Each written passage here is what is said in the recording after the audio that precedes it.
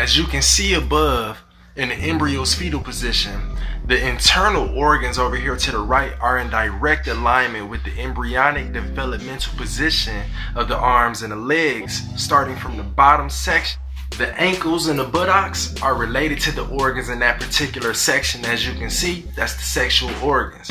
Now the middle section of the legs is in direct alignment with the digestive organs. The section around the elbows and the knees are related to the liver, spleen, and the pancreas. Now the hands' developmental position as an embryo are related to the lungs. After birth, the arms hang at the sides of the body and take on a new relationship with that newly aligned organ in that particular section.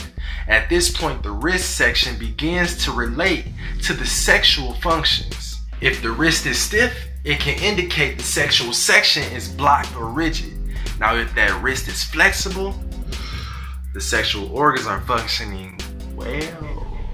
If the wrist holds the hand in a limp position, the sexual organs are weak or deteriorating.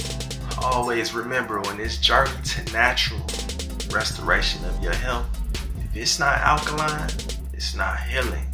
Tap in. PerfectPurposeCellularFood.com.